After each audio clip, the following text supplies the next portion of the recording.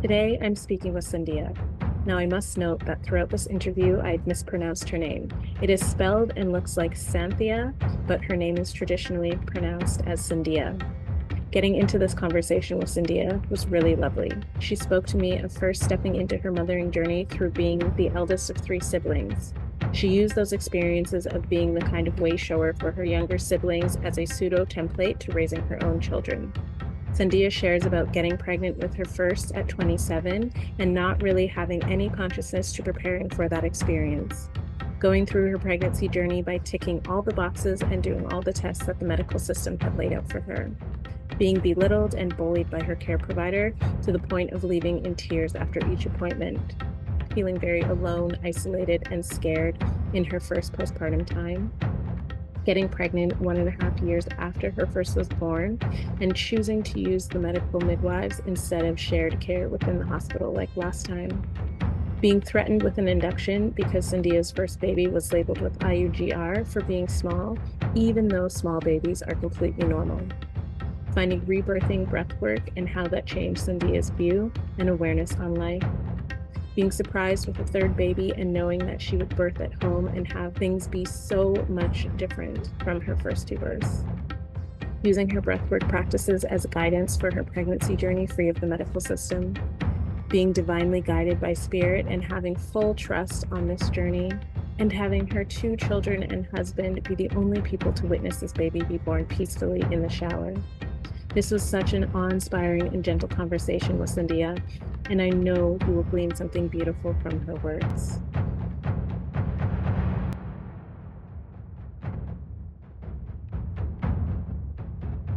Women, have you heard? The Free Birthing in Color movement now has a private community space for all women to join. Within this private community, we have monthly village prenatals to celebrate and support the pregnant women moving towards their birthing time. There are monthly community calls to build deeper connection with one another.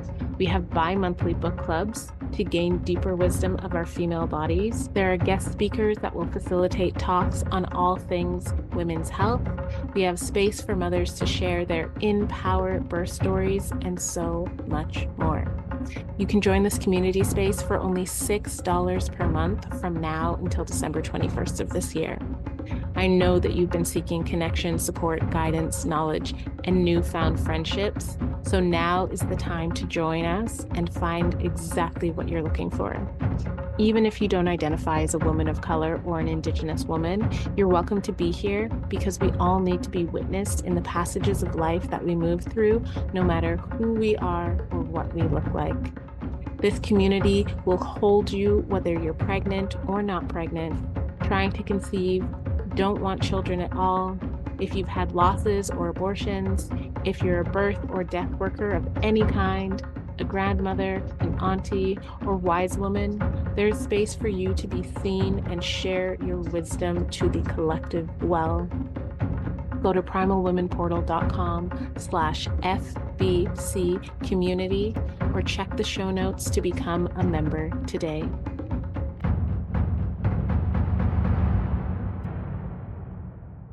Hello, Santhiya, and welcome to the Free Birthing in Color movement. I am so grateful to have you here and to hear your stories. And yeah, I'm just excited for you to be a part of this beautiful library that we are creating. Yeah, hi. Thanks for having me. I'm really excited to be here. Perfect. Yay. So I want to get right into it because I'm always just so excited and want to hear these Yeah. stories right away. So the first question that I want to ask you, as I ask all women that share, is what is your ancestry and lineage that you're passing on to your children? So I'm born on Wurundjeri country here in Australia, but my parents are from Sri Lanka or Tamil Ulam, so the northern province of Sri Lanka. Wow. So yeah, I'm Sri Lankan Tamil in heritage, Mm. and that's what I'm passing down to my kids. Yeah. Wow. Oh, that's beautiful. Thank you. Mm.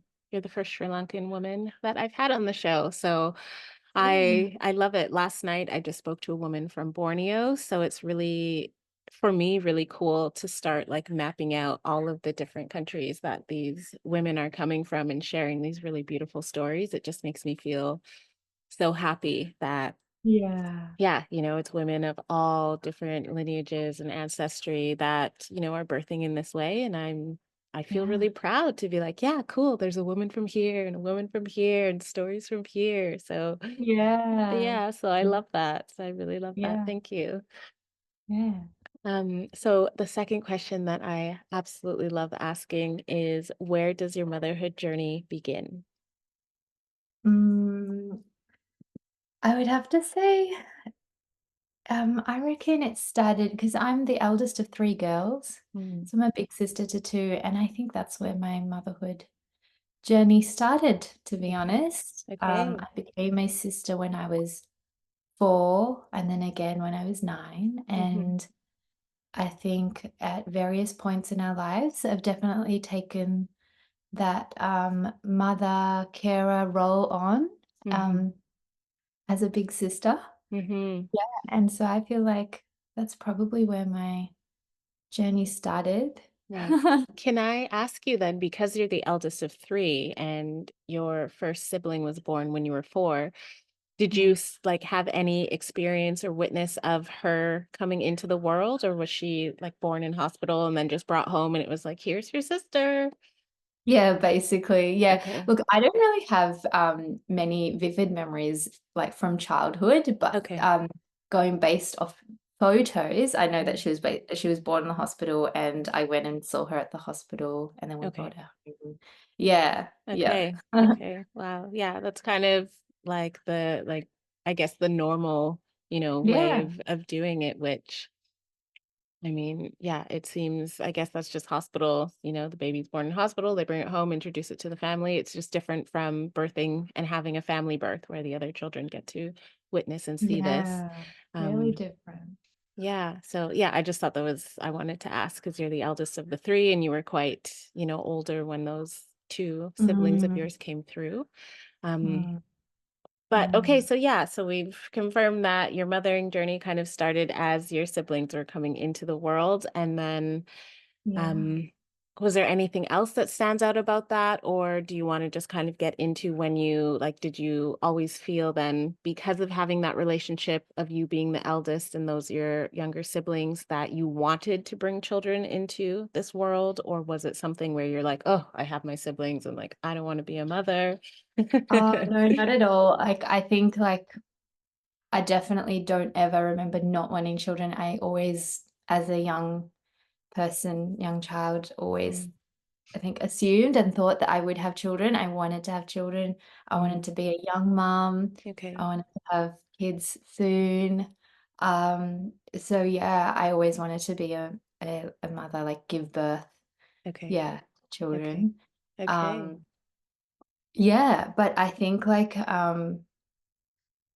like various experiences with my sisters and like being the eldest that went through a lot of the like I guess I broke a lot of the first time experiences within our household. And then as we got older, and particularly as teens and in our early 20s, I feel like I took on a lot of caring for them and helping them navigate similar journeys, Mhm. and I think that's really played a huge part in my role as stepping into mother for my own children now. Okay. Yeah. Yeah. Wow. Okay. So then I'm curious because you said that you wanted to be more of a young mom. So did that come into fruition for you? Did you have your babies or your first baby at a I younger had my age? first baby at I would have been 27. Okay. Yeah. Yeah, so not super young. And Mm. when I was younger, Mhm. I kind of thought, oh, I want to be a mum earlier than that, but Okay. that's just what happened. Mm. Okay. And do you Yeah. want to get into that journey? Did you do anything to like plan that conception, or did it kind of just happen and then you were like, "Oh, I'm pregnant. These are the things that I want to do," or were you in that mindset of I want to be a mom, so I want to plan out and kind of, get these things ready and do these things for myself to kind of start getting into that mothering journey? Well, so I'd been married for 4 years Okay. when we got pregnant with my eldest. Mm, And it was a plan, like we did plan mm, to conceive her. And really, I think at the time I didn't really do anything specific to like preparing for Yeah. pregnancy when it comes to my health or I guess on a conscious level about my emotional or mental well-being. Like, like in Mm-hmm. preparation for motherhood, I Mm. think I was probably quite unconscious at the Okay. time, like in many ways, Mm. and just was like, oh yeah, I want to have a baby, and this is what you do, and yeah, we're planning to have a child, and went into it, and it was like really smooth sailing. We didn't have any hiccups along the way, and I'm Mm-hmm. yeah, really blessed to have had really quite easeful conceptions and pregnancies and births. Okay. Yeah. Um, And what yeah. was that pregnancy journey like for you? Because you're in Australia. So I know from the stories I've heard of women, the obstetrical system and the medical midwifery system in Australia and what it's like. It's very similar to Canada. So curious, how was your experience with that being a first-time mom and going and navigating that system, you and your husband? Yeah, so I'm a registered physiotherapist and I worked as a pediatric physio for 10 years. Oh, wow. Um, and at the time when I was pregnant, I had been working in the public hospital system, in the Mm, public health system in a hospital, in one of the leading tertiary pediatric hospitals in Victoria, in okay. Melbourne. Mm, So like my pregnancy journey and the birth was all very just this is what you do. Like mm, there's no questioning. And I mhm, just was doing what I thought that's totally normal. That's what you do. This is how my mum birthed. This is mm, how everybody around me is birthing, like my mm, colleagues. mhm, And that's just what you do. So like the standard care I went into shared care. So I had appointments with a GP and midwife throughout the okay. pregnancy. It Mm, was a low risk pregnancy. There weren't any issues, so I could do that shared care. And I just went to all the standard appointments, had all the standard ultrasounds, and did all the standard tests within that system, mhm, and just like was ticking all the boxes again, like I said, like quite unconsciously, like that's just what I do. I wasn't questioning any of it really. And at the time, for sure, felt like I was doing the right thing for my baby and for myself. mhm, Um, yeah, based on those standards and that programming, that paradigm, I think. Yeah. mhm, yeah. So it was it was just it was easeful, it was seamless, like it was fine. Actually, well, it wasn't fine. I didn't have a great relationship with the GP. Mm, I just went to that GP because my regular GP couldn't do shared care. She wasn't trained in that maternity health stuff that she needs, like she didn't have the certification for it. So I mm, just went to she was in a family practice, and so I just went to the other GP who's a sister-in-law in that practice, and went to appointments with her, and I remember feeling so anxious when I would go to those appointments with her, mhm, because I felt really judged, and it was really like just, "Oh, yep, come in, do your assessment," like all the physical assessments, "Yep, great, okay, see ya, off you go." Like mm, there was no connection, like mhm, on a person to person level, right. and I remember when it was coming up to the 20-week scan, she had written me up for a scan and she wanted me to, like my very first scan as well, because she told me to, I went and got it done in the private system, which would have cost me like $300 or something like that at the time. And Mm, I was going through the public system, so I didn't have to pay for private scans and stuff. Yet I did okay, just because she told me to. right. And then when it came to the 20-week one, she was asking me to do the same. And this time I was like, oh, actually, I'm just gonna not pay for the scan and just go to someone in the public system, and it Mm, works with my work hours and everything. And I did that, and I remember her disapproval, like she was so disapproving and mm, in her words, like disappointed with me oh that my I hadn't gosh. listened to her and gone to this private, and she was like, she called me a silly girl. No way. Oh Yeah, my she's like, "Oh, God. such a silly girl." And I felt horrible. And even though Mm, my scans were normal, she read the report and said, "Oh, it all says fine, but it's all good, but who knows because you went to this sonographist in the public system, so we'll just wait and see." That's terrible. Oh my gosh. That like, It was really oh, terrible. that's awful. And you know what? She's probably just pissed off because she's not getting a payout from you going to the public one, which, oh, True. that's And, horrible. at the time, I was completely oblivious to that. I didn't Yeah. understand why. I didn't even think about that. Now, in hindsight, I can see, "Oh, Mm, right." I can see what was possibly at play there. mm. But, at the time, I didn't, and I was just so emotional. Like, I would walk away from these GP appointments in tears because, Oh.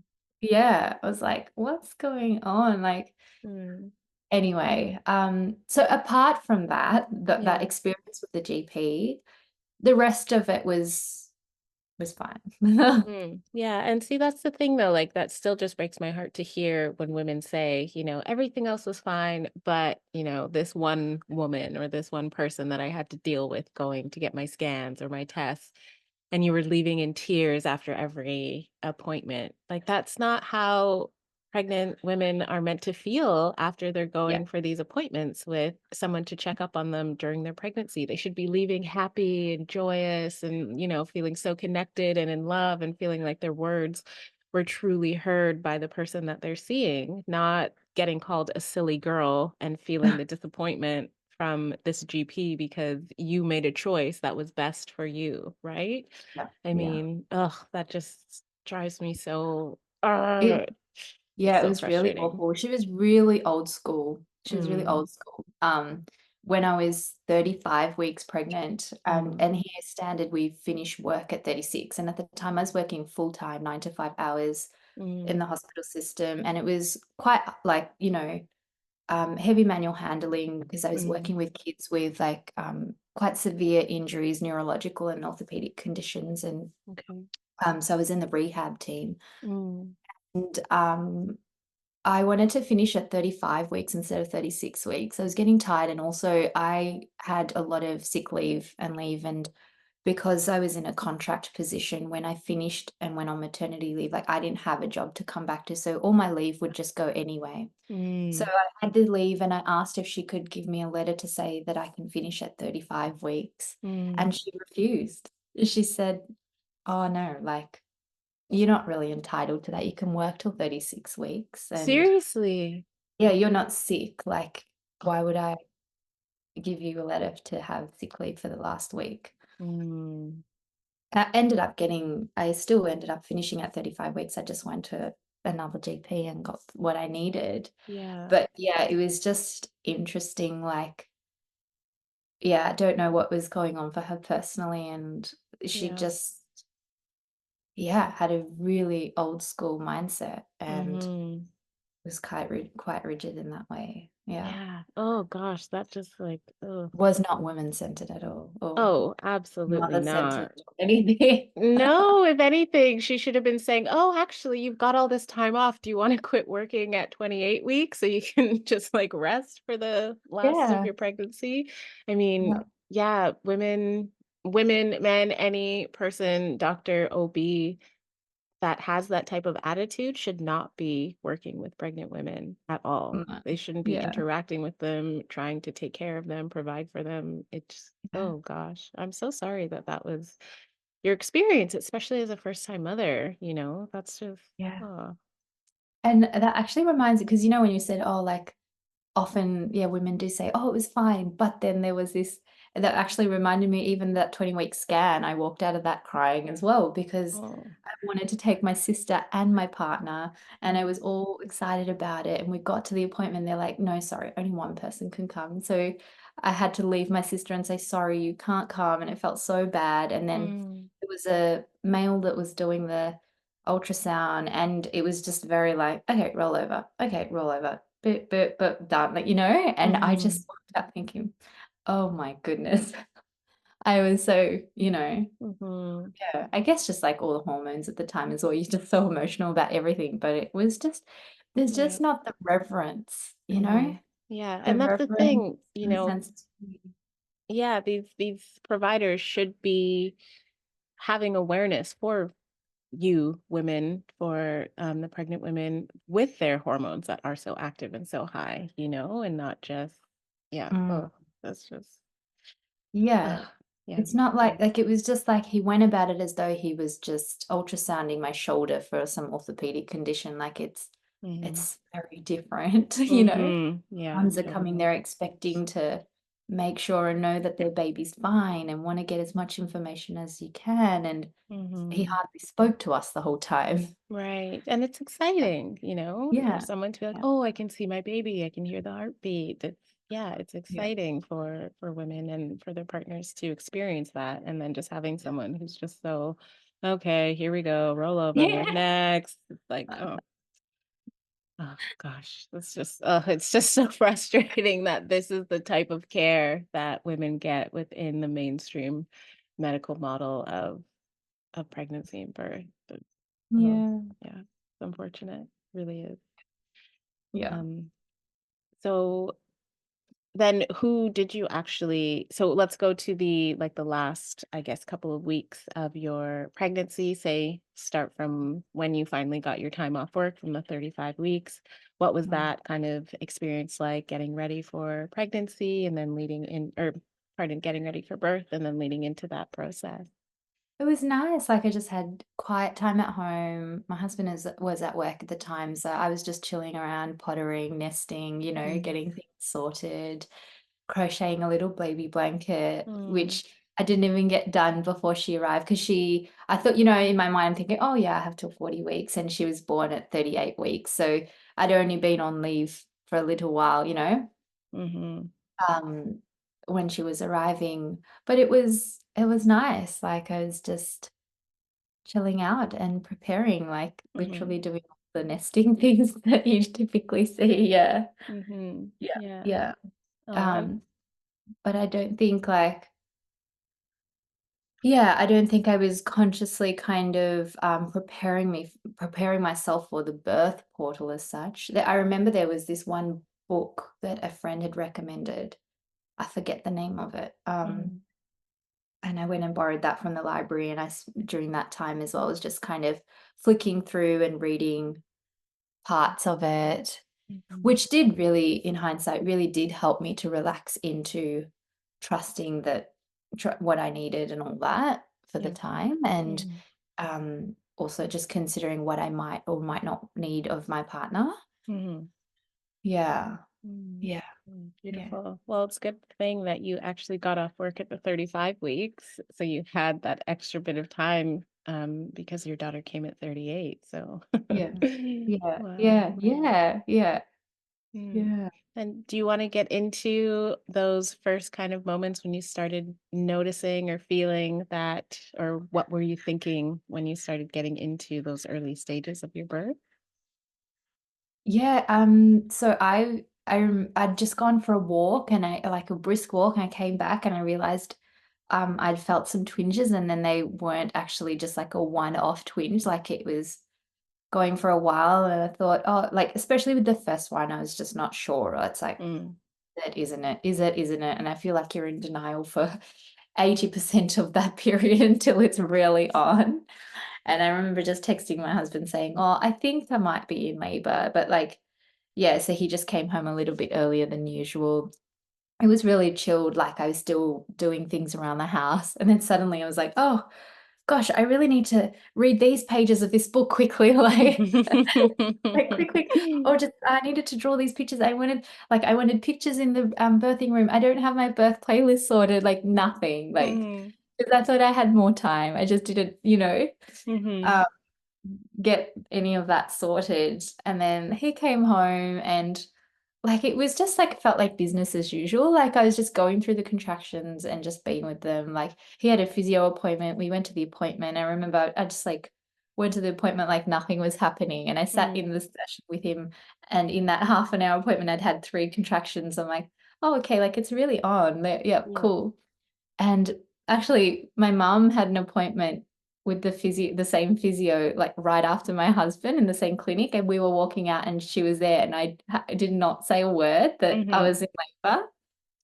I just said hi and just went as though nothing was happening. And Yeah, so the early like, it just, started to slowly intensify, and we did the usual things like, "Oh, okay, call the hospital or speak and you speak to the midwife," and, they were really, hung up on, "It's your first pregnancy, it's gonna take a while, like, you've still got time," and also, like, "Have your waters broken? Okay, like, let us know when your waters are broken." Mm, And, like and over time, like and my for a first labor, like, I felt like it was moving quite quickly, and I mm, was just, like, in and out of the shower and stuff, and the shower was my happy place, and, mm, like, everything just really started to roll quite the way it's meant to. mm, And, like, we'd given, like, another call, same lady, same story, "Your waters haven't broken, blah, blah, blah." You're like, "Okay, like, alright, we'll just hang tight, it's fine." But also I knew that I wanted to be at home for as long as I needed to. Like,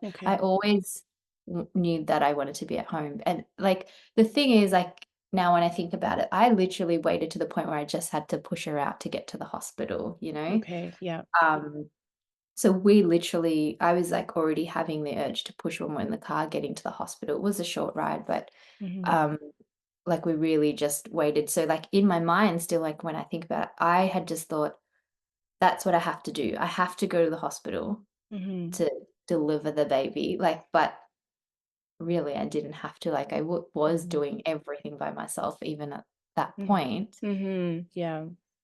Yeah, but, so yeah, and then one I think we made a third phone call because the contractions are just, like, on top of each other now. We're like, "I think we should, like, come," Hmm. like, Hmm. and because they were still hung up on the whole waters haven't broken, you know, they were like, "Oh, yeah," but the third time it was a different nurse that picked up, and she spoke to me, and she could hear that my contractions were, like, rolling on Mm. top of each other. She's like, "Okay," and I think legally, if you call 3 times, they have to tell you to come in. Oh, okay. Yeah. Yeah, and so anyway, we got into the car and we drove there, got to the ED because it was in the middle of the night and, like, early morning. Mm. Got to ED and, like, I couldn't get a word out by that stage. They popped me in a wheelchair, got me upstairs, and I was literally, like, getting wheeled up saying, like, "I need to push, like, someone tell me what to do. I need to push, like, Mhm. I need to get this baby," you know? Mhm. Um, and yeah, we got there and she was born within the hour. Like, I stood up and Mhm. they just said, "Yep, just do what you need to do," and, Mm. I did, and so, you know, at the time, I feel like I was really lucky, you know, that, I didn't feel like people were meddling in my space or telling me what to do. In fact, Mm. I recall myself kind of outsourcing and asking Mm. because it's what you see happening, and that's what Yeah. I thought people need to tell me what to do, and Mhm. the nurse at the time wasn't really actually saying much to me, and that actually was frightening me because I was like, "I need you to tell me," like, Mm. but she was actually just really chill, and Yeah. everyone was really chill, and I was like, "Why is everyone so chill? The baby is coming," you know? Yeah. Yeah. Yeah, and then she arrived, and, like, it was great, like, Mm. yeah, yeah. Aw. How long did it take for your placenta to come out? Yeah, so my placenta, I don't know exactly how long, but it came soon after Mm. when I was lying in bed, but I did have the shot for is it Okay. Pitocin? Yeah, Pitocin, yeah. Mhm. yeah, I Okay. had the shot for it, and, like, again, it's like all those things that I just didn't Mhm. even question, didn't Yeah. even know any different. It's just I thought it's just what you do. Like, Yeah. yes, they asked me. Mm. I'm pretty sure there was consent there, but, I just wouldn't have even considered to do anything differently at the time. Right, right, right. Okay. Yeah, Yeah. yeah.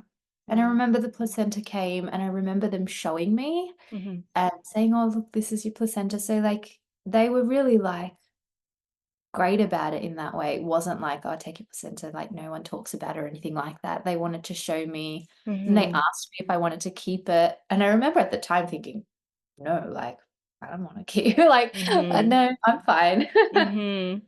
Just so unconscious. Yeah. Yeah. Wow. Yeah. Okay. And then how long did you stay in the hospital after that? Was it quite easy, or did they like do the thing where they wait until you can establish a latch for breastfeeding and then you can leave, or was it a certain amount of time before? they would Yeah, let you it was go? 2 days, like 2 2 days. nights, Yeah. which is pretty standard here if Mm, a vaginal birth with no complications, and because I was a first-time mum as well, and yeah, there was someone that just, was checking on the feeding and all that and made sure mm, that that was okay, mm, which it was, mhm, and they do the regular assessments on the baby, all the neuro assessments, made sure she was fine as well. mhm. And, I think because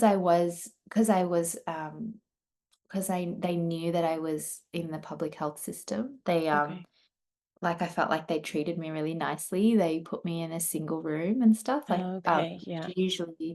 usually standard care, you'd be in a room with at least 4, like 3 other women Okay, yeah. in the public system in the hospital, but they popped me in a single room Mm, after the first night or at yeah, the first night. So yeah, I got some special treatment. mhm. Yeah. Oh, Yeah. wow. Okay.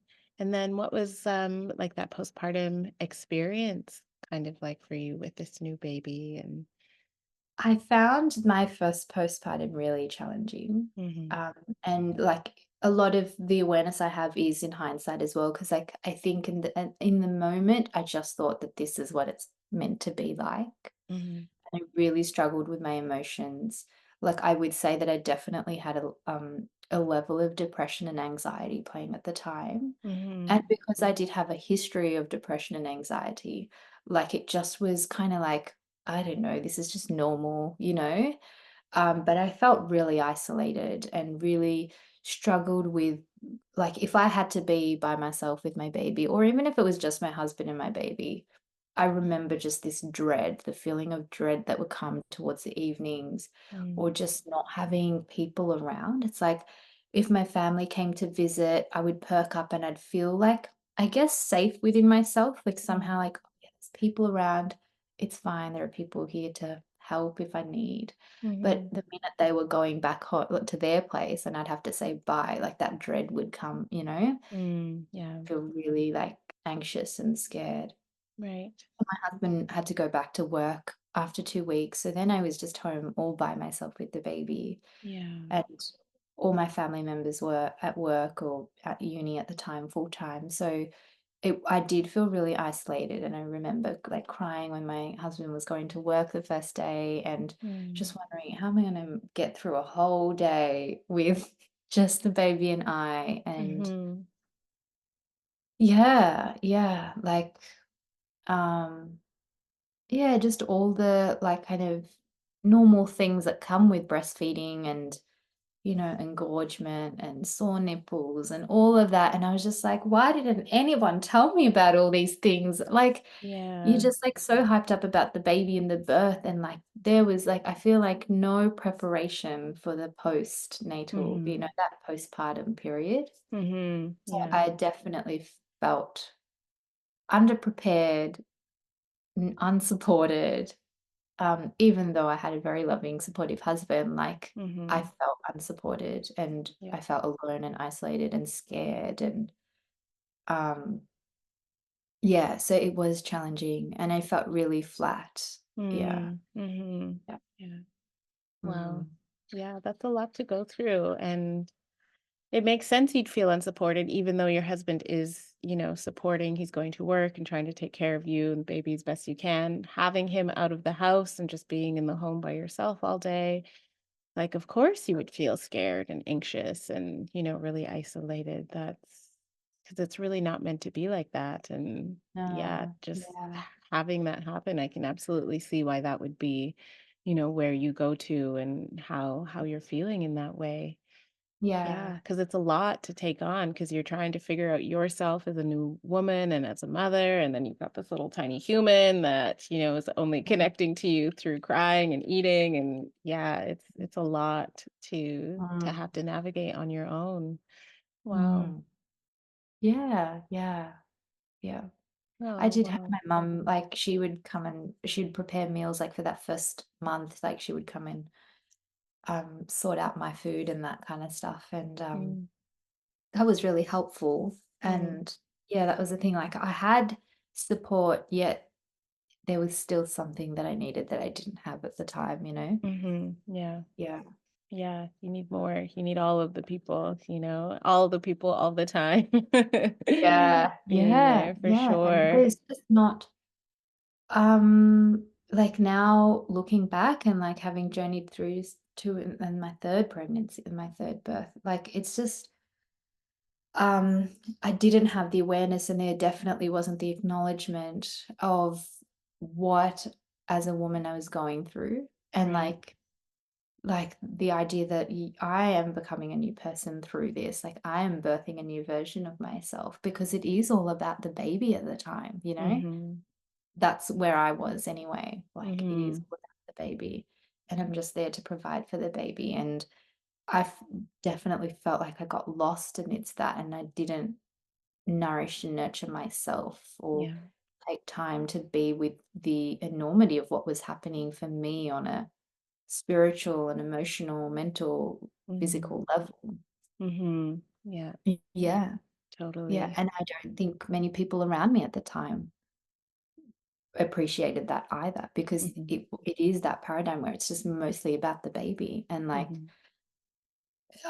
you know, and, like, for me as like, I remember thinking, "Oh, like, if I went for a walk soon, like, that was an achievement," like, you Mhm. know? Yeah, yeah. Wow. Wow. Yeah, that's a journey. And it's so lovely that you've come into this realization. Like you said, hindsight gives you all of this awareness. But yeah, you just like at the time you weren't there, you knew what you knew at the time and you did the best that you could do. And then over the Mm, next, the next and the next, you learned from that and gleaned all of this beautiful information to the point where you were able to, birth mm, in a way that felt totally settled and in your power, in your own way. And like that was your journey that you needed to go through. And yeah, absolutely. yeah, it's a big one, and it's like I haven't done it personally myself, but from, all of the stories I hear from the women, yeah, usually that first time of pregnancy and into first time motherhood can be really like jolting and like, whoa, what's going on? This is everything is just so new, and like you're saying, everyone's going baby, baby, baby, but it's like, what about me? What about Yeah, me? I'm the one who's also changed. I'm going through all of this. This happened to me too. So, yeah. yeah, yeah. Like, you get the nurses who come and check in the first couple of weeks, you get 2 visits, I think, and it's like, Right. that's not enough, like, it's Mm, not, you know, it's mhm, not enough, and it's mhm. and even then, it's like, how's the latching going? How's the feeding going? And, like, some tick box questions, like, how are you feeling within yourself? But, like, It's not there deep is a lot. enough. Yeah. Yeah. Yeah, it's not deep enough. It's just that surface level to make sure that they can get their stuff done and then go when, Yeah. Oh, Yeah. wow. Well, thank you for sharing that. It's really important to speak so freely in these experiences that you have because I'm sure there's many other mothers that have felt that as well. Mm. So, yeah, it's nice you can add that piece of like connection for other women to Mm. feel that and say like, okay, I'm not alone, Yeah. and this is how I can make changes and make it better and do something different. Yeah. Hmm. Yeah. Yeah. Yeah. Wow. Do you want to get into the lead up and into that second pregnancy experience and like how far apart your first and your second babe are and what that was kind of like for you? Yeah, so I was pregnant with my second when my eldest was a year and a half. Okay. Um, and that the one thing I knew for sure is I wasn't gonna do the shared care again. I wasn't gonna go to the same GP. And so Mhm. I just did all the appointments with the midwives this Mm. time. Still had all the scans and all the tests. I actually did like one of those like genetic tests, the blood tests, they call it the Niptia, that you can do at 10 weeks and it just rules out other like rare like neurological conditions or Uh, genetic conditions and stuff. And yeah, yeah, yeah. at that time you can also find out the sex of the baby. So we did, and I found out I was having a boy. Mm. And that was a bit of a journey for me because I never, like, envisioned myself having a boy, Okay. and So I went into a bit of a process around, "Oh, it's a boy, not a Mm. girl," and, Mm. um, yeah, that was interesting. Yeah, yeah. Mhm. But it was just, it took me a while to just get my head around that and what it was gonna be like. Right. Okay. Yeah, yeah. Yeah. 'Cause I think I Wow. always just thought, I would just mother girls. You know, Mhm. I was the eldest of, 2 sisters, and I grew up hearing my mum say, "I never wanted to have boys, never wanted to have boys," Oh, okay. you know? And she had her own things around males Mm. and from her upbringing, and she Mhm. definitely projected that into, Mm. our world, and so Mhm. it definitely had an impact on me. Um, and on an unconscious level, Yeah. I was probably not, ready. Like, well, I was expecting to have another girl, and so when I found out I was having a boy, I was like, "Oh, Mhm. okay." This is new territory. New territory. Yeah, but it was Wow. all perfect. Yeah. Mhm. And may I ask, how were those midwife appointments that you were having? Because you said you weren't doing shared care anymore. So did you feel a little bit more connection to them because they were midwives, or was it still kind of that same feeling of like, I oh, this think it was isn't. still very, like, tick the boxes, like, Mm, you wait for, like, an hour for your appointment because it's so, like, mm, the waiting time is so long, you go there and you sit there and then you go and your appointment's only 10 minutes long, you know? yeah. And you do all the standard things, the urine test, the palpations, just checking how you're going. Mhm. I mean, they did, I was appreciative that they took my mental health into consideration and they got me doing questionnaires, and because they kind of, I guess they knew about the history, so they kind of flagged me as a bit of a risk, Okay. in that sense. So, Yeah. there was a little bit of extra attention, I guess, and Mm, care in that regard. Uh, mhm. yeah, but otherwise it still felt like, just kind of in and out appointments. Yeah. And yeah, but again, it was just like what I thought was normal. Like it's, oh yeah, I'm just doing all Mhm. the things, doing all Mhm. the right things. Mhm. Um, and it got up to the point of my oh, and because they had, so at the time, with my first pregnancy, they said that I had intrauterine growth restriction, which I Okay. don't think I actually did. I think my baby was just small, so Yeah. because I just carry small, all my Mhm. babies are small, and so I had extra scans. I think at the time with her towards the end to Mm. just check the growth, and so because that's in my file, um, Mhm. up until quite late in the pregnancy, all the scans are fine.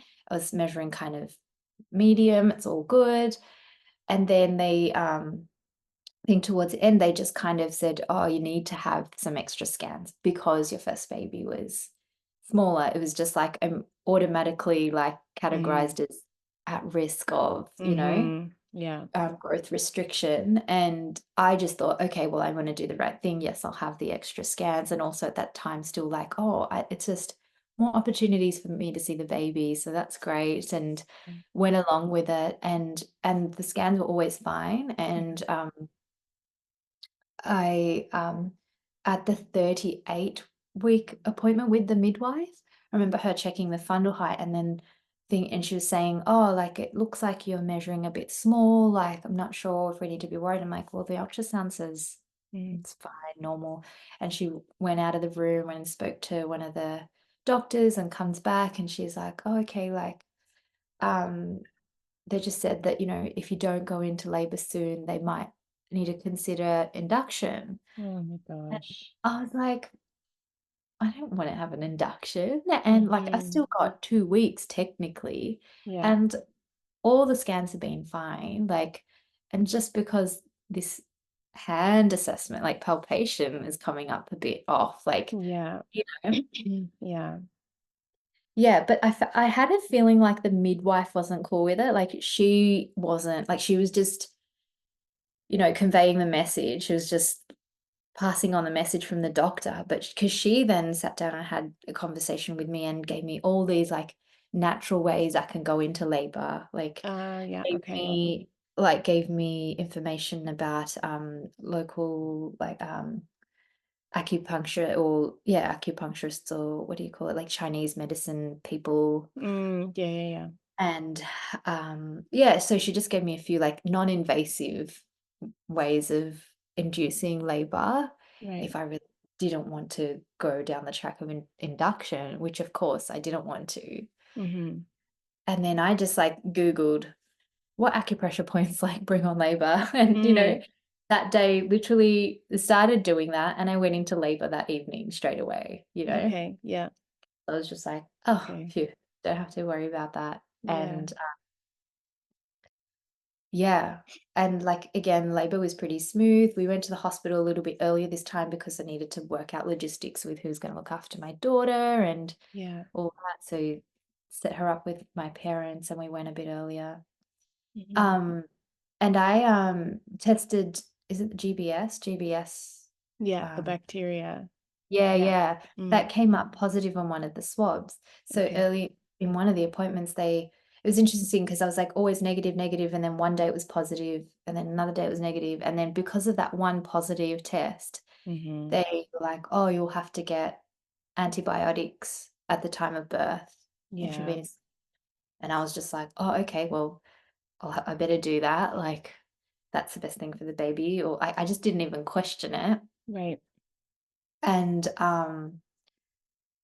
yeah, so like I would have I can't remember if I had to sign something at the time at there or when I got to the hospital for birth, but um yeah, so I had antibiotics given intravenously when I was like at the peak of labor, which Oh was my just not goodness. ideal. I Yeah. remember, and again, like I felt really lucky that this midwife at the time, when we went to the hospital, she was really respectful of my space. She Mm, wasn't, like, asking me questions like, she would really just leave me alone for most of the time. The one thing that I felt like was intrusive was the needing to put that band around and check the heartbeat or whatever that they do. yeah, okay, the fetal Yeah, and heart so, rate like monitor. yeah, and Mm. you have to lie down still for a little while, and I'm, like, having contractions in the meanwhile. Mhm.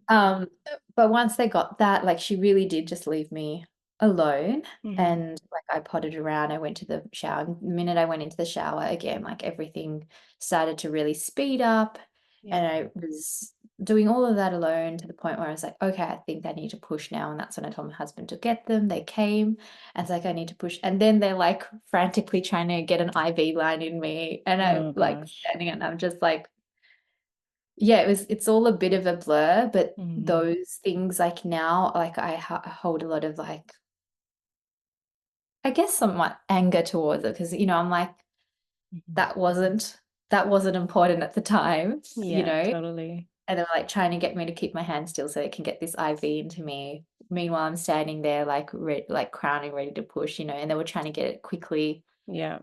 to me.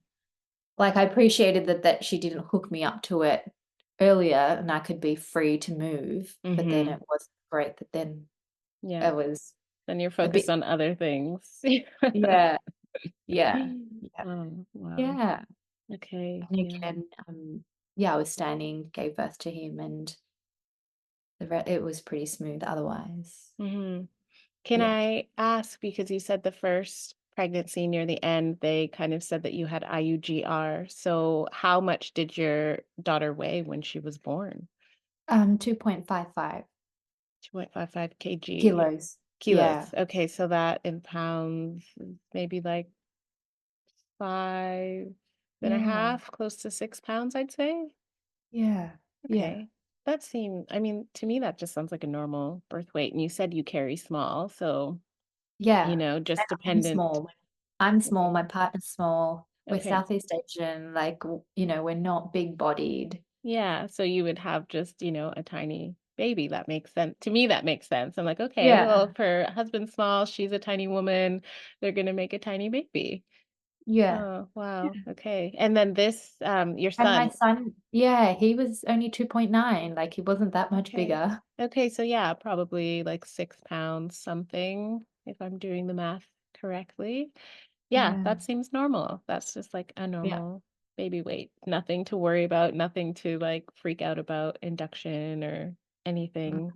And it to me, it doesn't make sense when, like, "Oh, your baby has IUGR." If it's true IUGR, that's very rare, but, like, if it's a small baby, I would feel like, why would you wanna get the baby out of the womb if it's so mm, small? Like, give it some more time to try and, like, mm, plump up and be with the mother, but I don't know, that's just how I think about it. Like, the safest place for the baby is in the womb, and if not in the womb, then on the mother's chest, so why are they yeah, everyone's always trying to, like, get the baby out of the mom or take the baby away, and it's like, mm. stop it. Yeah. Yeah. Yeah. I know with the birth of my son, like I still hold a lot of guilt around it because when he was born, they do all the little assessments and they said he was a bit cooler. So then Mm. they popped him in the crib next to me, but like had the light, the warming light on him, the Oh, heat light yeah. on him, so Yeah. that he could warm up. And like at the time I was just like, I mean, I've just given birth, like, and that's Mhm. just like they're looking after my baby, it's fine. Like Mhm. just thought that's what you do again. Yeah. And like yeah, like now, like it often comes up for me, like that real guilt of like not having as much of that. Like, yes, he was put on my chest. Yes, he was with me first, Yeah. but then needing to separate him to get him warm. And I'm like, Mhm. he should have just stayed on me. Like, as in that, that's where he would have got the most warmth from, you know? Yeah. Um, Yeah. yeah, like it just Mhm. doesn't seem right, like to Mhm. warm a baby up to then separate them from the mum and put them under this artificial warming light. Exactly. Yeah, and that's the thing, they make it seem like it's so necessary and important and like, yes, the separation, your baby needs to be under this heat lamp, and it's Yeah. really like and you don't like you're saying, you just didn't know, and most people don't know, they just think like, "Okay, that's logical, we're in a hospital, the doctors obviously, quote, Yeah. unquote, know best." Yeah. But it's like if you need to warm a baby that could be too cold, like you're saying, the best place is skin to skin on mom with a blanket over top, Yeah. and the mother's body will regulate the baby Yeah. very Yeah. quickly and in time, faster than putting them in a warming Yeah. basket when they're by Yeah. themselves and they're feeling scared, even if you are next to them, you know? Yeah. It's just yeah, and, like, don't feel guilty for that because you didn't know, like, you just knew the Yeah. information that you knew at the time, and Yeah. yeah, you Mm. did the best that you could with what you had and what Yeah. the system of medicalized providing or medicalized quote unquote care, they only Mhm. give you so much information, but it's Yeah. always information that steers it towards their best interest and not your best interest, you Yeah. know? Yeah. Yeah. Wow. Yeah. Yeah. I had Wow. like I felt guilty about not keeping the placenta. I felt guilty about that incident with my son, that bit of separation initially, and even like cutting the cord, like which just Mm. happened pretty soon after, and I just thought that's just what you do, you With your know? second, they cut the cord Both quickly. of them With cutting both? the cord. Yeah, Right. yeah. Okay. I don't even know. Oh, yeah, with the first, I think they asked my husband if he wanted to cut the cord. He didn't want to, he didn't feel ready, but they cut the Mm. cord. And then with the second, they asked, and I'm pretty sure my husband did cut the cord with the second, Mm. but it was all quite like quick, Yeah. Yeah, in yeah, the whole yeah. scheme of it all. And Yeah. now knowing what I know, I'm like, oh, I wish I hadn't, I wish I'd Mhm. given time and reverence. Yeah, Mhm. Yeah. So yeah, then did your placenta come out quite quickly, and did you get the Pitocin again? yeah. Yeah. Same at the injection. Yeah, Mhm. yeah, Mhm. yeah. And I Yeah. had like small stitches with both of them. They were like umming and ahhing whether I needed stitches. Like that's how small it was. They were like graze slash maybe first degree tear. Mhm. But yeah, they decided to do stitches anyway. And um, yeah, again, I just thought, well, that's what you need to do. Like as a physio as Yeah. well, and I've worked in women's health, and I just think, Mhm. oh yeah, if there's a tear there, that's what you do. You repair it, and Yeah. Wow. yeah. Okay. And this breastfeeding relationship with your second, how was this? Because also you said when you first got pregnant, your daughter was a year and a half. So were you breastfeeding her throughout the pregnancy and then tandem breastfeeding? No, she self-weaned around 14 months. She just wasn't Okay. interested anymore. So, Okay. I wasn't breastfeeding at the time when I, was fell pregnant with my son. Okay. So I had a bit of a break. Mm. Yeah, yeah, and Okay. then, yeah, started again with him. Okay. And that was an easy journey as well, or was It it was, some hiccups? um, like, it's a whole other, like, having my son and that whole journey with him just brought up another level of healing for me personally. Okay. And that breastfeeding journey with him did bring up a lot of stuff for me, and Mm. I think it was because he was a male. Um, Okay. Mhm. it was a different relation. There was something different about Mm. breastfeeding him, and I had a Mm. lot of guilt and confusion around what I was feeling in my body at the time Okay. with Yeah. breastfeeding. There was a lot of emotions that I wouldn't have expected myself to have with breastfeeding my baby, Okay. and that I was really critical of and felt really guilty for feeling.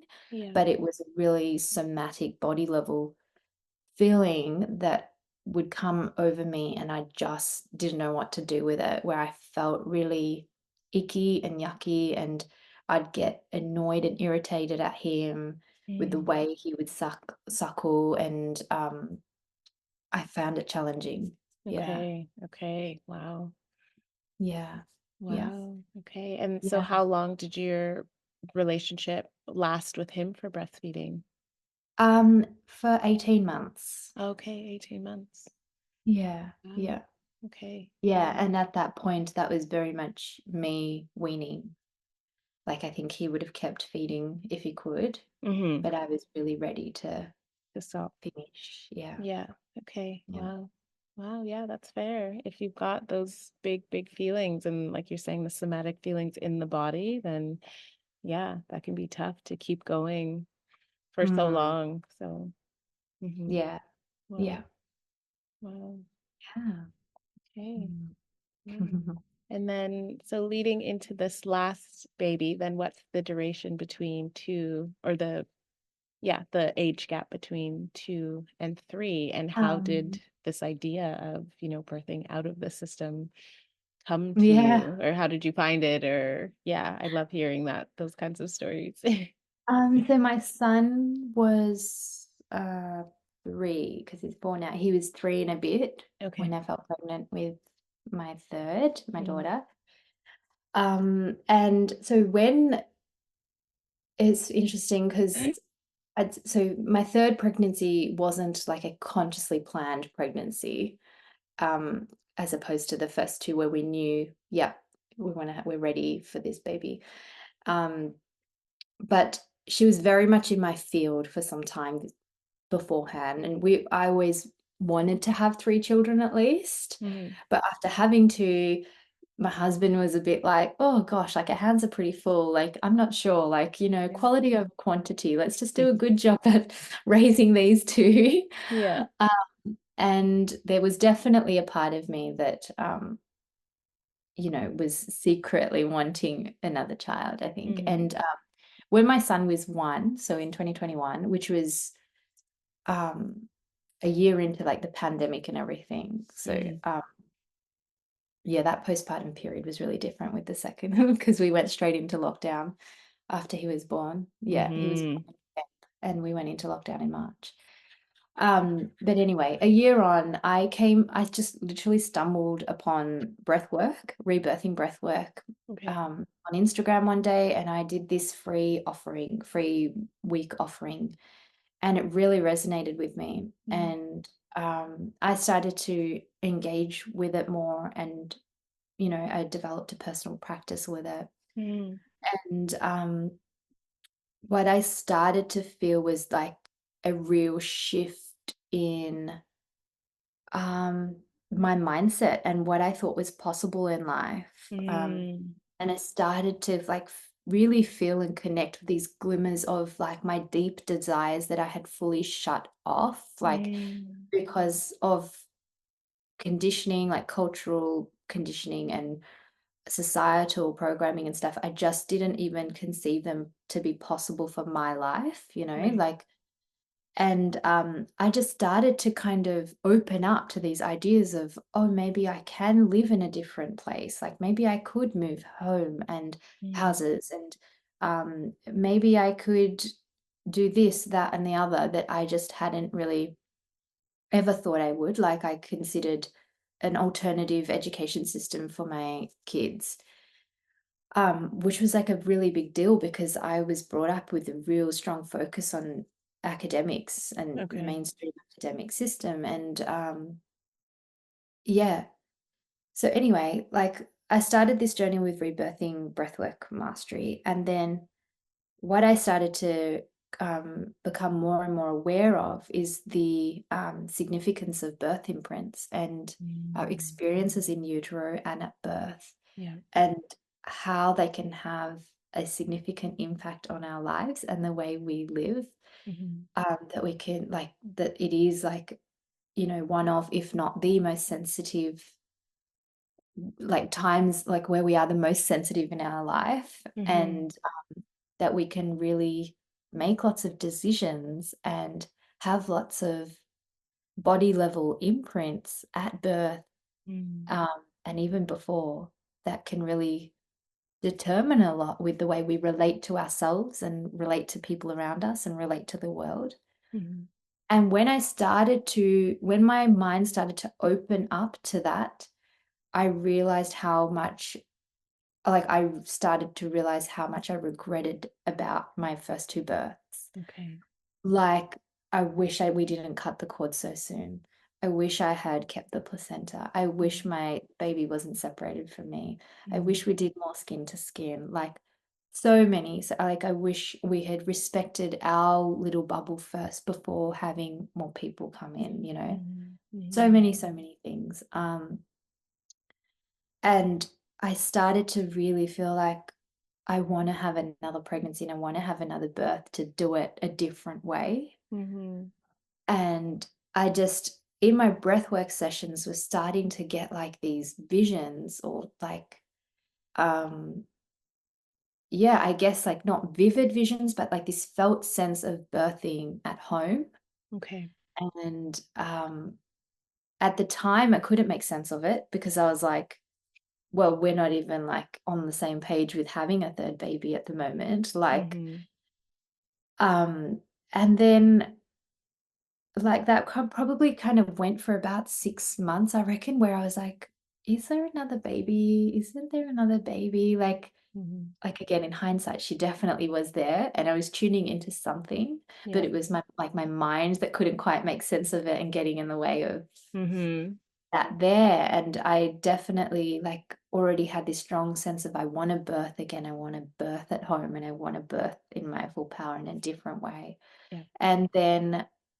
And then we had this surprise pregnancy. Like just before I conceived her, actually, I was really struggling with connection and intimacy with my husband. And I had set an intention and had done a breathwork session around that. Yeah. And then literally right after that, conceived her. Okay. Yeah, yeah. And because it just was not on our radar, because we Yeah. weren't trying, I Mhm, didn't even realize I was pregnant. Didn't even cross my mind. I remember we went to a friend's a kid's birthday party, and the youngest, who was only 1 or 2, she didn't really know me very well, and she was really clingy to me and mhm, calling me mum and wanting me to hold her, and I was like, mm, they were all like, even her, she was coming to me over her mum, and it was okay. so bizarre, and some of the women in the circle were like, "You're not pregnant, are you? Like, she's really like, I feel like she's picking up on something." I'm like, "No, no, I'm not pregnant." Like, no, not having any clue, but actually I was. I had Wow. conceived by that point, or just conceived. Yeah. And yeah, so then when I found out I was pregnant, I was really shocked and shocked, surprised for lots of different reasons. At first, I was like, oh my God, can I go through those initial postpartum phases again? Where, like, Mm, I went back to those times where it felt really hard. yeah. It's like we've just gotten into a groove with these two, oh my gosh, can I Mhm, do it? mhm, Am I capable of doing it? And I don't want to stuff up anything.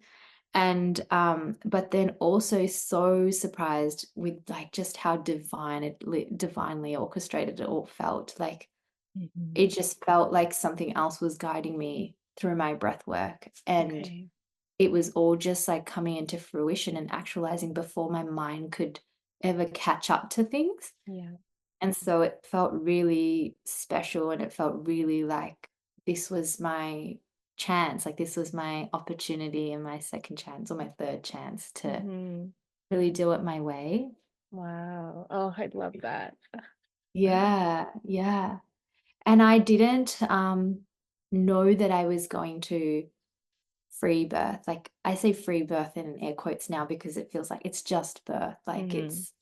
it is just birth, like, birthing at home with my family. Mhm. Um, but, yeah, I didn't because I was, like, trying to figure out, am I gonna have a doula there? Am I gonna have a midwife there? Like, and the better part of that pregnancy, I just kept navigating that, you know, Mhm.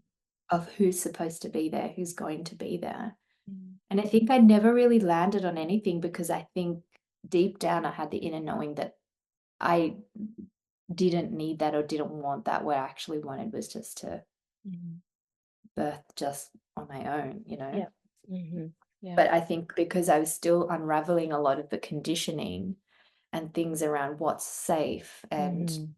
whatever, um, yeah, I was still considering options and talking to people, but like I'd never felt sold on anything. Like I would Mhm. never, and I was really like blase and I was leaving everything to like quite late on, you know? Mhm. And I didn't have any scans in this pregnancy. Like I just knew that I didn't want to. Yep. I felt really anchored in being guided by my breath and just Mhm. continuing to yeah, just going to my breath really and breathing and Mhm. connecting with my baby and being guided that way. Yeah. And that felt right for me. And I was always like open to like, if I feel I need to have a scan, then I will have a scan. But at the Mhm. moment, I don't, you know? Mhm. And it Yeah. was a lot of like external pressure from family and even Mhm. my husband at the time that Okay. I was always like, oh, maybe I will. But I never would end up because Mhm. it just wasn't aligned with what I wanted to do in the end. Yeah. Wow. Wow. Okay. I love that. That's such a beautiful, like, magical unfolding of how this child was there in your ethers and was waiting for that right time to really like come in and connect. And even though it Mm. was a surprise, it's like, oh no, not really. That baby knew It wasn't, yeah, exactly. That baby that's knew right. exactly when you were ready, exactly the right moment to just come in and give you everything you needed. And you were doing the Yeah. breath work, which sounds so like beautiful and grounding and guiding for you Yeah. to be able to hold this pregnancy and envision this birth in the way you wanted. That's I mean, that's Mm. just so sounds so beautiful to me. Yeah, like it really was everything. It was just my anchor because I knew from that place that I could continue to create the reality I wanted to have and Yeah. experience, and that I could set intentions that I was motivated about that was meaningful, how I would prefer to feel, how I'd prefer life to go. And I could use my conscious breath and continue to clear everything in the way Yep. of that Yeah. unfolding. And that's what kept happening. And so it was just this like guided journey that I just kept setting intentions to have all the support, the nourishment, Mm, feel safe to birth, to continue to feel like connected to my baby and just be guided by my baby and my intuition. mm, And everything I needed along the journey just kept coming to me yeah. without me even going and asking or seeking it. Things would Yeah. just come and land in my lap, like things that I needed at the last minute for birth. Like I would just need to think about it. Mhm. And 2 days later, some mum was messaging me asking, like, from our school community, "Do you need these things? Like, I have these left over from my birth earlier in the Mm, year." I was yeah. like, "I literally was putting this down on my list that I need to buy," you know, Yeah. and it's just coming to me, like, yeah, like, I Yeah. would just think about I felt called to, like, kind of go into a little bit of, like, the Ayurvedic feel for postpartum nourishment and that kind of stuff, and I was, like, up one night looking up stuff about it and, like, where there might be some local people who provide what I was after, Mhm. and then literally the next morning, a friend would message me and saying, "I know this lady, and she, like, offers, like, really, really beautiful Ayurvedic stuff postpartum, and, like, Mm. you might be interested," and I was literally looking at that last night. It was just, like, I was just in such a flow state. I felt really Uh-huh. like I was co-creating this experience with my baby, with the universe, and Yeah. with my breath, you know? Yeah. Yeah. Yeah. Oh, I love that. That just gave me chills right there. That's just so beautiful. And that's the level of like consciousness and alignment that women are meant to be in their Mm, pregnancy journeys. Like you're saying, you were in that flow state. You were just consciously creating with you and your baby in spirit. And that's like what it is. That's the pregnancy journey. That is how it is that's meant yeah, to be for all women, not just like certain women that live in this certain place or whatever. It's like, no, all women have this capability and you just tapped right into it and yeah, yeah, just created with that. And oh, that's just so wonderful to hear. yeah, yeah, Oh, yeah. It was cool. pretty amazing. It was pretty magical.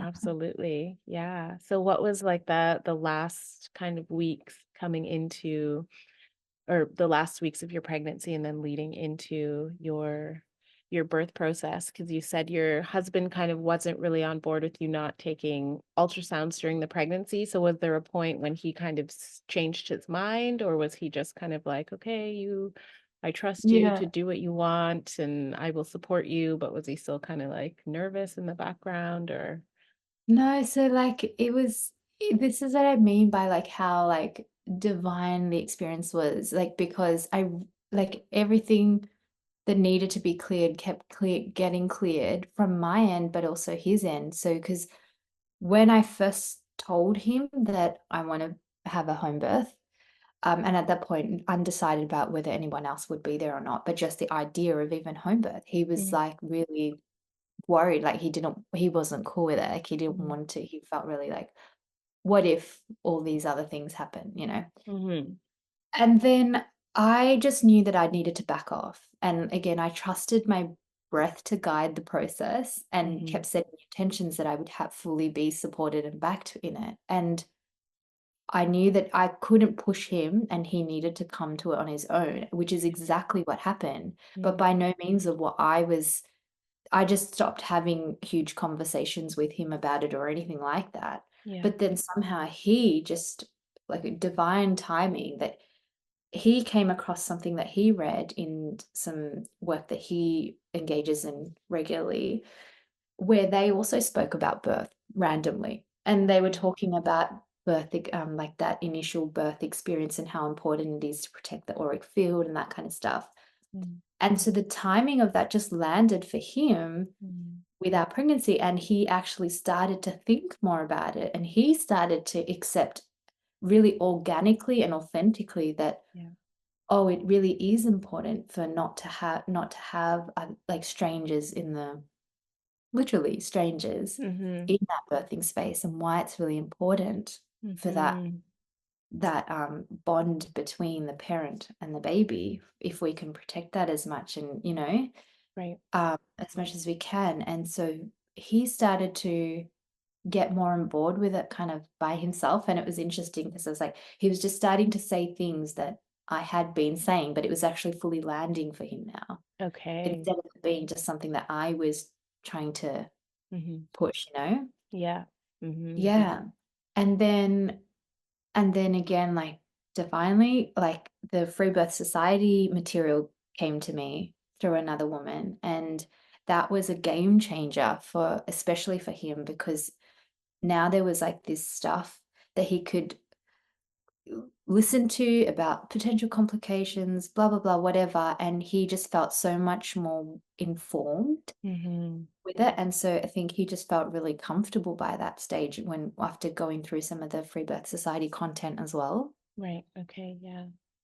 And he was fully on board at that Wow. point. Yeah. Wow. So Okay. he I love it. completely turned a 180, and it really was, yeah, like, I just feel like it was I don't know, like, I feel like there's just stuff in the field that was clearing in order for it to Mhm. yeah. Totally. And that's, I see that as that being your baby is orchestrating all of that. Your baby, she was, as you're saying, clearing the space that she's growing in the womb because she knows exactly the parameters and exactly what she wants to be born into and, who she wants you to be as her mother, who she wants your husband to be as the father. And so she is really making sure that you're listening to her and clearing all of that and making it Mm, what she needs to come into this world, and because you were so tapped in, you mm. were doing it, and then your husband got on that energy field as well, and then he started Yeah, doing it in his own way, and yeah, I yeah. just see like this beautiful vortex of you guys in the middle, and your baby's just like, okay, now we've got to get mom to work on this and dad can do this, and like yeah. Yeah, Wow. it was a bit like that. Yeah, Mm. yeah, yeah. Mhm.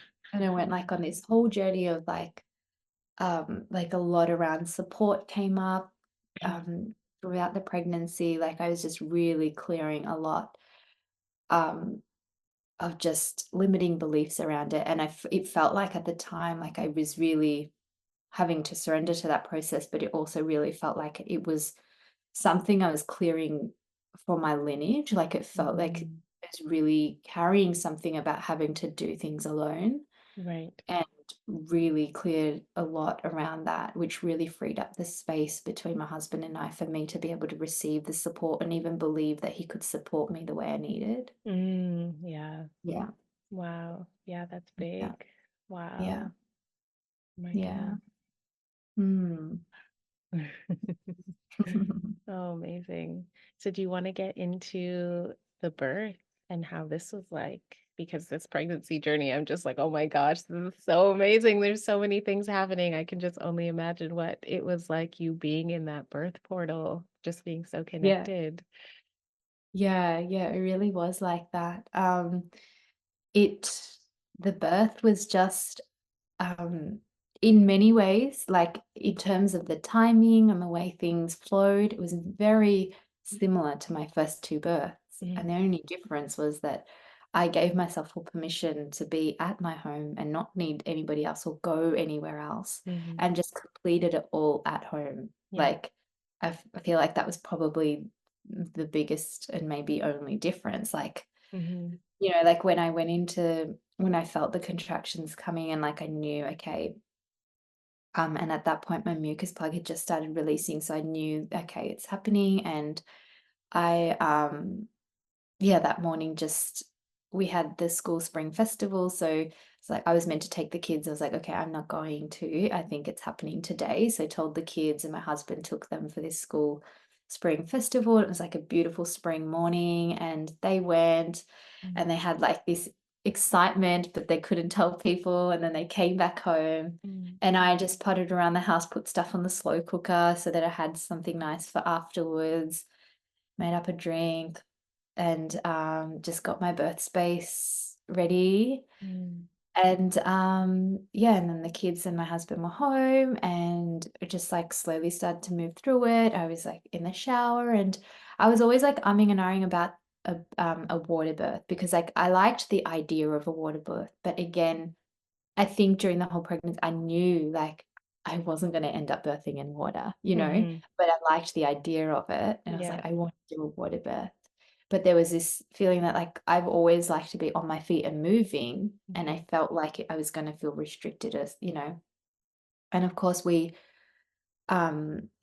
used our home bath, filled it up. I got into it at some point, and then I was in there for a little bit, had a few contractions, but I was just like, "No, I need to get out." Like, my contractions aren't coming as Mhm. much as they need to, and every time I Mhm. kind of was not submerged or was up a bit, I could feel really strong contractions, and Mhm. I Yeah. needed to go to the toilet, so I got out, sat on the toilet, and then it was just flowing, like, Mhm. one on top of the other, walked into the shower, and the kids were watching a movie, and my daughter was very clear, my eldest, she was very clear that she wanted to be there for when Okay. the baby emerged. So she's like, Mhm. "I want to see the baby coming, not just like you in labor. I want to see the baby." So that was probably like the only one thing that I was a bit heady about because I was like, oh, we need to get the kids to come at the right time. Like I didn't want them Right. too early because I needed to be my own space, but Mm-hmm. also wanted them there so that they could witness. Mm-hmm. And they just came in at the right, like my husband had called them, they came in and they were sitting in the peripheries for a little while.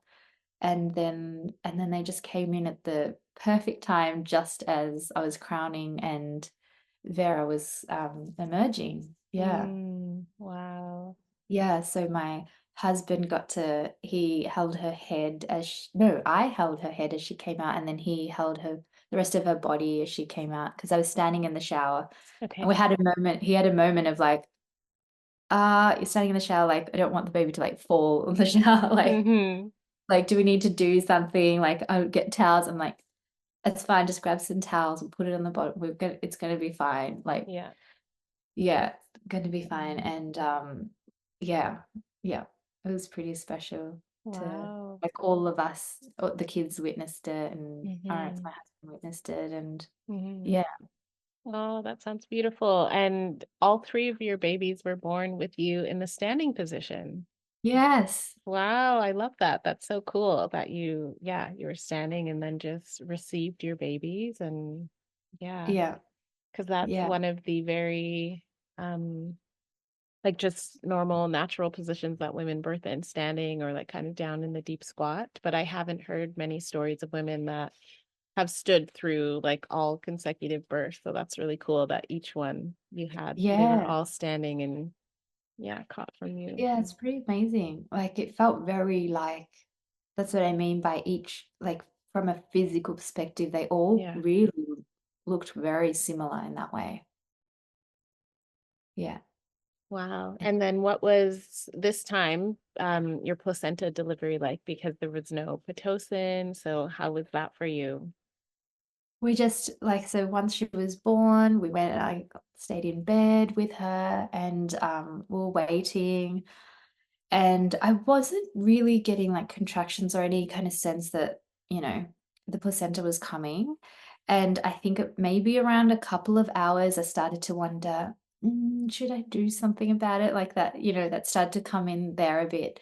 And I had a really dear friend who's a doula and a breath worker as well. And I called her and I asked her and I said, yep, baby's arrived. And she was one of the friends that knew when I went into labor. Mm, And I asked her, is there anything like I need to do or need to keep an eye out? And she just talked me through a few things. She said, have you emptied your bladder? Like sometimes a full bladder might kind of be in the way. I said, I haven't.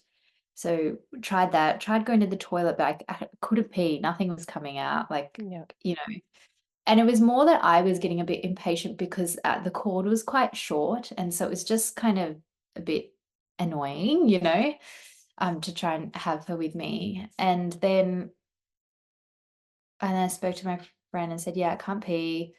And then she said, um, sometimes it's just that we just energetically need to connect with the placenta and just let the placenta know, like you're ready to let go, like it's time, it's okay, kind of thing. And that really resonated. And so then that's what we did. Like I went to the toilet again and I kind of got into that headspace this time, got a bit more conscious about it and connected. And I also did give a little tug and it just came out. And I think the placenta had already detached and it was just sitting there. It just Okay. hadn't come out. Yeah. Yeah. Okay. Yeah. Wow. Okay. And this time, how long did you wait to cut the cord? So by that stage, it had been over 3 hours, maybe 3.5 hours by the time the placenta had came and she was still connected. Hmm. And then we went back to bed, and pretty much soon after that, we did a burning of the cord. Like Oh, the beautiful. cord was like completely like limp, like there wasn't anything flowing through it. And Hmm. I just had a conversation within myself with Vera as well, and just like, Hmm. time. And Hmm. then like we all my other kids as well, we all held a candle each, and Oh. burnt the cord slowly over like 25 minutes or however Yeah, long it took. it takes a while. Yeah, it does. It's beautiful, but then it's like, okay, we're still burning. We're still burning, and then we had like two little kids as well, like Yeah. the flame and the like newborn and other Yeah. kids. But Aw. yeah, it's beautiful. It was yeah, Mhm. it was yeah, what I wanted. I Mhm. because I had thought about whether I was wondering whether I'd do it that way or whether I'd have a full lotus birth. And Okay. I decided against the lotus, and I was open. I had everything I needed if I wanted to do a lotus birth, but I was also really open to just doing what felt right at the time. And Mhm. once she had arrived and all that, Mhm. like it felt clear with the other kids as well that it was, I would prefer to just Yeah. have the cord Yeah. not intact anymore because like it was just cumbersome with the little ones as well. Yeah, totally. Oh, Yeah. wow. And this breastfeeding journey, how was this? Was it similar to the first experience or similar to the second journey with your son? Similar to the first, there's Okay. just been no issues and it's just been so smooth. Mm-hmm. Like, just Mm-hmm. no issues other than a bit of engorgement at the start. Like, Yeah. yeah, but no cracked nipples and no, like, it was just that first week of discomfort that comes with when your milk comes in, and then everything's been so Mm-hmm. um smooth, and also just so like I've just fully reclaimed so much power over that, in that like everything is just guided by Mm-hmm. her and myself. Like I'm Yeah. just, if she needs a feed, I'm feeding her. I'm not looking at if it's been 2 hours or 3 hours. Like with Yeah. my other two, that's what I do. I was following Okay. all these rules and all these like I was so rigid about everything, you know. Mm-hmm. She was just getting me like stressed, and I wasn't connecting with the baby in the way I wanted to, you know. I was Yeah. thinking more about, oh, and just all the rules like, oh, don't feed your baby to sleep and don't sleep with your baby, like no co-sleeping. Because I worked in the hospital system, I was like, no, like you don't Yeah. do that. Like you might kill your child, you might suffocate your baby. And it Yeah. felt like reckless, you know? Mm-hmm. And but like that, I was like, that was so like hard with my first, where I'm like spent hours trying to settle my baby in a bassinet, and it would have been Yeah. so much easier if my baby was just with me. Like Yeah, Vera, totally. my third, has just been with me in my bed right next to me since day dot, like since the Mm-hmm. minute she arrived, and hasn't moved from there still. Yeah. Yeah. And She's it just, 9 months today, which yeah. is Oh, like yeah. crazy. We're doing the podcast today. Yeah. I'm like Oh, I love 9 months that. today, like 9 months Oh, in and 9 months out. And yeah, oh, beautiful. Oh, yeah, wow. Yeah, and it just makes sense to just have your baby next to you all the yeah, time. I mean, all the I don't time. see, I don't see, yeah, it just doesn't seem like it's a problem because that's what they're used to. She was Yeah. growing within your womb, connected literally inside of you for so long. And all she just wants, all babies want, is just to be, with and on their mothers and with and on their fathers at all times because that's where they find comfort and safety. Yeah. Which, Yeah. yeah, which makes sense. And for me, it was really the rebirthing breath work that gave me that awareness. Because unfortunately, before that, Mm-hmm. in the systems that I was working in and the way I was Yeah. brought up, I just didn't even, Mm-hmm. yeah, like I know the baby needs to be close to you and all that, and like you hold your baby, like, but there was just that depth I did not quite Yeah. grasp until I came to this style of breath work that gave me so much more awareness of what is Yeah. really natural and what a newborn needs. And Mm-hmm. and it just felt so natural for me. Like once Yeah. I could really just give permission to tap into my inner knowing Mm-hmm. and just keep like being guided by that, Mm-hmm. like it was fine, like it was Yeah. smooth. And other times I'd be doing all these other things and then feeling guilty and like it wasn't working, but I just keep doing it because I thought that's the right thing to do. And Mm-hmm. you know, Yeah. Wow. yeah, Wow. Yeah. Well, it sounds like that rebirthing breath work was really just like such a big yeah, catalyst and so life-changing and alchemizing for you, yeah, which is so beautiful because it's not as though you were seeking all of these things outside of yourself. Like, I need to take these supplements and I need to do this and I need to do this. It was just like, no, I just have to sit with myself, set mm, intentions, and move with my breath. And like, look what happened. As you said, Yeah. you co-created this beautiful experience for your life, Yeah. for yourself, for your child, for your family. And like, it was just so powerful. And it started with just tapping into your breath and being. So Yeah. yeah, that's so profound. I love that. Yeah. Yeah. Yeah. It was pretty cool. And now like I would just like anybody who's like looking at that birthing journey, I just always I can't not mention this style of breath work because I just really think that it's so profound for connecting to our own knowing. Hmm.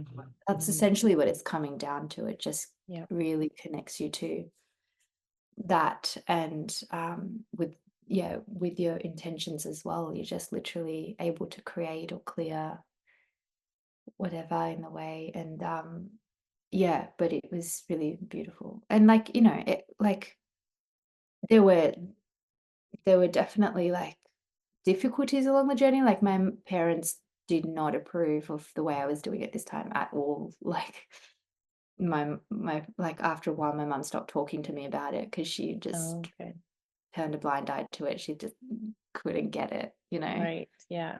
And did you actively like tell them that you weren't doing the scans and that you were going to birth at home without any providers, or were they just kind of like asking like, "Oh, when's your next Well, the thing is they appointment?" would ask me, and so I Okay. would have to I couldn't lie, and so Okay. they would ask me, and they were not Mhm. happy with my responses. Okay. Yeah. Yeah. Yeah. Yeah, Yeah. like, they would just tell me to go have a scan, and I'd be like, "Well, why do I need to have a scan?" She's like, "What do you mean you're not gonna have a scan?" I'm like, "I Mm. know I'm preg" like, she's like, "What do you mean you haven't gone and seen the doctor?" I'm like, "Well, the doctor's not gonna tell me anything differently. I know I'm pregnant. That's all I need Hmm. to know." Like, at Yeah. this point, like, I'm talking early pregnancy, and they were Yeah. just couldn't, like, Hmm. fathom. Yeah. Yeah. Totally. Oh, wow. Mm, Wow. Oh, your stories, they are just really I just love hearing this transformation that you've gone through, and especially in this last experience, how you just got so deeply connected with yourself and your mm. intuition. It's just so, yeah, so beautiful. And I'm so grateful that I got to hear these and that you shared and that I get to share this with more women because these stories and this story that you're sharing here is just going to be so impactful and so powerful for other women to hear this and to, take this story medicine that you're giving. And yeah, it's really, I'm so proud of you for doing that and birthing in this way and just really truly listening to what it is that you and your baby wanted and just getting in that flow state and just, yeah, Yeah, birthing your baby. yeah, yeah, Hmm. yeah. One of the final intentions I set for birth, like, when I was, like, really in that birth portal, it was probably in that week when I was setting intentions for, Hmm.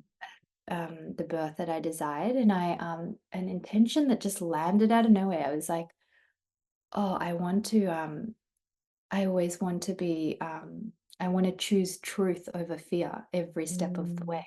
Mm, yeah. Every step of the way, I wanna continue to choose the truth over the Hmm. fear." Hmm. And then, we didn't have any names for my baby. We didn't know if she was gonna be a boy or girl. And then in that first week, I was just like lying in bed with her one day, and I was just asking her, like, "What is your name? What do you want to be called?" And out of nowhere, literally, because I didn't even have a list of names, and it wasn't a Hmm. name I'd ever considered. Vera just like dropped in Hmm. to my space somehow, and I was like, "Oh, that's a pretty name." And Yeah. when I Googled the name, and apparently it means truth. Oh. Yeah, Wow. I know. I couldn't believe it. I was like, "Oh, yeah, of Wow. course. Yeah, Vera Wow. it is." Yeah. Yes. Oh, that's just so magical. So, so Yeah. beautiful. Yeah, because I really wanted her name to, like, really symbol. Because I was thinking, like, I wanna choose a name that really symbolizes this journey, Yeah. which really was, coming back to truth. Yeah. Coming back to the truth of our innate power and Hmm. knowing and what we're so Yeah. capable of, and it is the truth, the ultimate Yeah. truth. Yeah. Yeah, absolutely.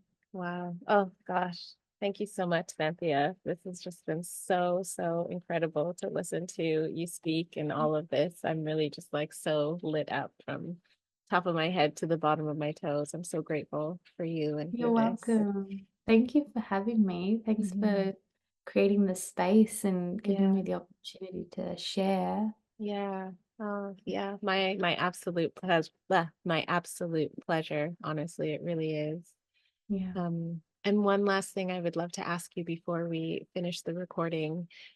Is there any space that you would like to share if any women would like to speak to Mhm. you about your journeys or maybe touch base with you about rebirthing breath work and everything that you've gone through? Would you mind sharing a way that women can reach out?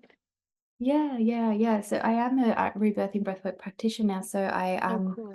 I have a website. Mm, It's www.santhiya.com.au.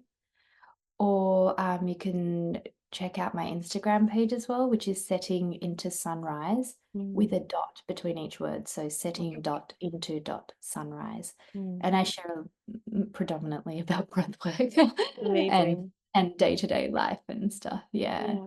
Okay. Amazing. Thank you so much. I will get all of that information linked down because now I'm like, ooh, this breath work sounds so amazing. I've got to tap into that a little bit and see what it's all Oh yeah, about. So, it's so amazing. Like one of my friends, she had a VBAC. She had two like really traumatic birth experiences. She's mm. also gone through her own journey with rebirthing breathwork and then ended up free birthing a little while after Yay. me. It was just Oh, so amazing. Yeah. beautiful. Okay. Wow. Wonderful. Oh, again, thank you so much. I'm just so grateful Well, and so happy with this connection yeah. and this story. So thank you. Yeah.